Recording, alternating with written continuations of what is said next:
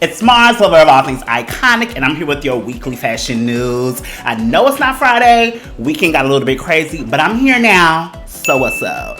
We're gonna start out with Vivienne Westwood's granddaughter leaving the brand. Cora is done with the girls of Vivienne Westwood, and she feels like they're messing with her grandmother's legacy, and she is not here for it. And I'm kind of glad this news came out because I've been wondering what's going on in Vivienne Westwood for some time now, because the pieces that have been coming down the runway,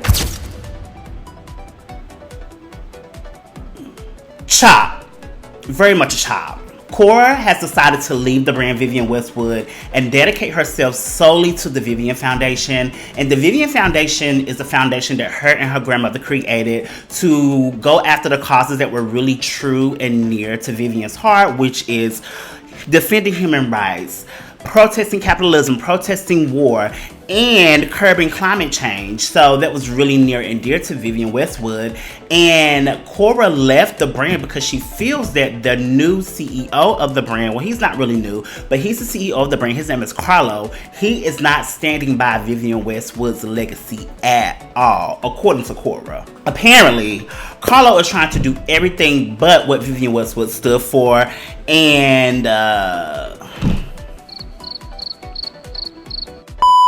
apparently, Carlo is trying to do everything against Vivienne Westwood's legacy, and Cora has had enough. And it all came to a head when Vivienne Westwood announced their collaboration with the skateboard brand Palace. And the problem came in, this collaboration was not ran by the Vivienne Foundation, and it did not align with what Vivienne Westwood wanted for her brand. As a longtime fan of Vivienne Westwood, I love Vivienne Westwood. Like, Vivienne Westwood is one of my favorite brands. I just love how her brand started with t-shirts and just went in a whole nother direction. Like, I've always admired her brand. And I could tell by looking at these last few collections that something was up, because what has been coming down this runway? It has been pure, utter garbage. Like, maybe one or two looks have been hitting, but most of them have been a complete mess. I'm still trying to figure out what Sam Smith was doing on the runway. Like, can somebody please enlighten me about what's going on here? Because I'm not understanding. Cora also announced in her resignation letter that Carlo mistreated Vivienne and tried to undermine her when she was living. Like, tried to undermine the brand's charitable initiatives that Vivienne was so passionate about. Carlo was just not here for it. In Cora's letter, she stated, "There has been much confusion around my current role with the Vivienne Westwood Company. Although the company bears my grandmother's name, I do not feel that at this time it reflects her values. Vivienne taught me to always stand up for what's right, and I want to stay true to that." She created the foundation in 2019 to pursue her activism outside of constraints placed on her by the managing director of the company. Due to a breakdown in relations between the Vivienne Westwood Company and the Vivienne Foundation, my role within the company has come untenable. Moving forward, I will focus my energy on honoring my grandmother's legacy through the Vivienne Foundation and continuing to work with what is so important to her. I will forever be grateful to all the incredible people that I've gotten to know over the past years, and to those that I've known much longer that sadly you cannot say I didn't try. This is not the end, but a moment to move forward. She also called for Carlo to be removed as the CEO in her letter as well, because he is just not standing by Vivienne Westwood's legacy. If what Cora is stating is true, then Carlo needs to go. Carlo needs to go. Vivienne Westwood needs to get a new creative director. They need to get a new CEO. They just need to get a whole new foundation that aligns with the Vivienne Westwood brand in order for it to survive. Because when I tell you, I have not seen not one piece in the last 4 to 5 years that I would want to purchase from Vivienne Westwood. And that is very, very new for me. And to do the collab with Palace and not run it by the Vivienne Foundation, that's very tricky too, because that lets me know that you didn't run it by the foundation because you knew that they would tell you that it wouldn't align with what the brand represents. Therefore, you wouldn't be able to do it. So I just feel like Carlos, is that his name? Sorry, Carlo, you gotta go. Out the door, you got to go, bitch. Bye-bye. Rock, rock, rock, rock. Bye-bye. Rock. Bye-bye. Next up on the roster, Kering sales drop. Now, Kering announced that their sales have dropped by 16% in the third quarter of the year. Yes, 16%. Kering is a conglomerate. If you don't know, they have some brands such as Gucci, Bottega Veneta, Saint Laurent, Balenciaga, just to name a few. And the revenue at its largest brand, Gucci, fell a whopping 25%. A lot of critics are blaming this on Sabato, who is the new creative director, his minimalist take on the brand. But I just blame it on, I think the fashion community is like waking up to what the fashion world and these brands are really about. Because not only did Kering's sales drop, LVMH's, their sales decreased by 5% as well. And I think this can be attributed to a few things.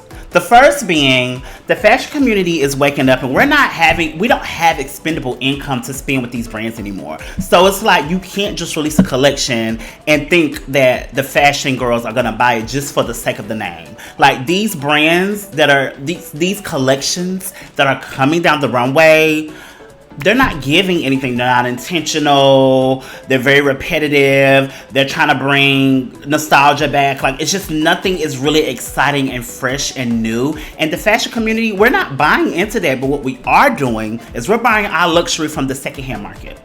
We're not buying new Chanel. It's not made with real hardware anymore. It's just the leather grade. It's not the same. It's just, you can tell that brands are cutting corners, and we have woken up to that. So we would much rather buy an older Chanel that has great pristine quality from the secondhand luxury market. I was just in New York this weekend, in the city this weekend, and I saw a lot of Gen Z with L Train vintage bags. L Train Vintage is a secondhand store where you can go and sell your clothes. You can also buy clothes there. And they had lots and lots of L Train Vintage bags. No one in that crew had a new clothing shopping bag.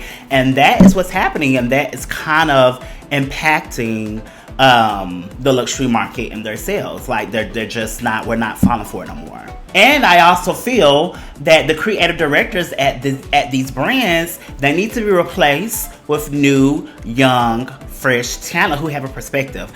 For one, I'm a fan of Sabato. I love his minimalism at Gucci. I think it works. I think it's very reminiscent of Tom Ford. It's not as good as Tom Ford's, but I think it works. Mainly because of the girl he is trying to dress. Like, he's dressed in Solange, he's dressed in Kalila, he's dressed in Dua Lipa. Like, he's dressed in the girls who give you not too much, but just enough, and they're always ahead of the curve. So I'm here for Sabato. But if Gucci sales are down 25%, I don't think it should all be left to Sabato to fix. I feel that it's just, we're in a recession. Money is not looking like what it used to look like. The economy is not what it's looking like. The economy in itself is just not what it used to be.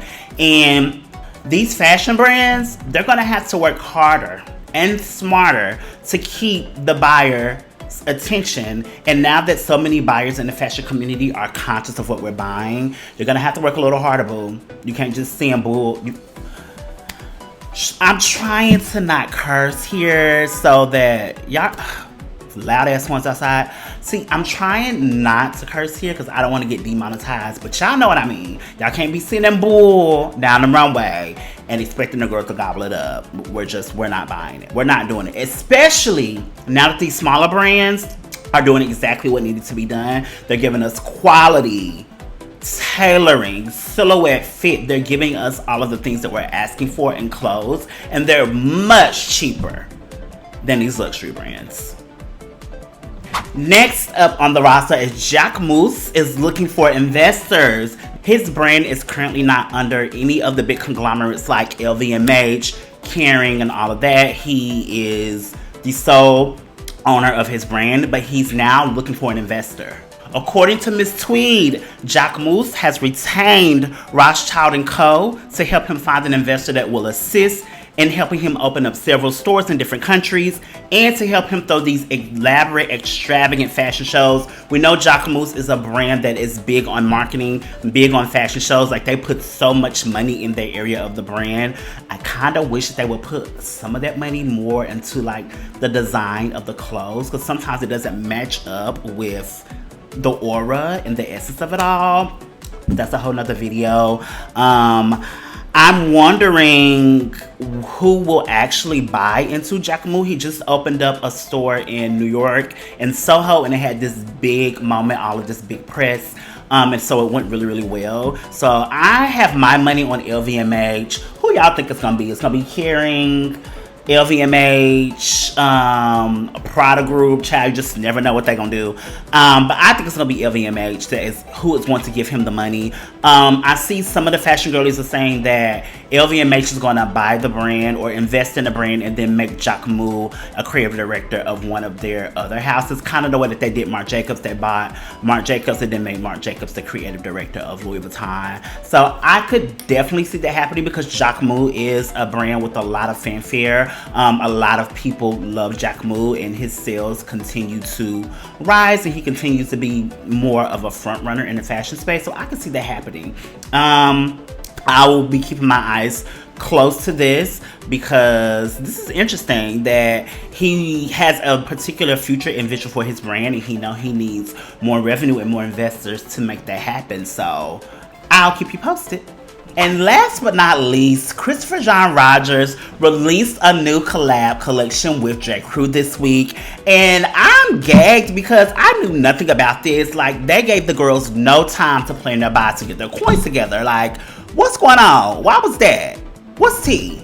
The 40-piece collection ranges from $50 to $550, and this is a full circle moment for Christopher as he used to work at J.Crew. So for him to now be a designer, have his own brand, and can now do a collection with J.Crew, that's such a special moment for him. So congratulations to Christopher John Rogers and the brand. The collection looks amazing. The collection is true to the Christopher John Rogers house codes. You're getting tailoring, you're getting texture, you're getting color, you're getting silhouettes, you're getting dresses, you're getting blazers, you're getting skirts, you're getting sweaters, you're getting all of the things that you know from Christopher John Rogers at J.Crew at a lower price point. The collection is out as we speak, so if they have anything left, go ahead and run over there. Some of it is in stores, a lot of it is online, and see if you can find some pieces, child. I think it goes up to a 3X if I'm not mistaken, so there's a little bit of size inclusivity in there. So see what's left, child. Again, I would have told y'all way ahead of time had I knew,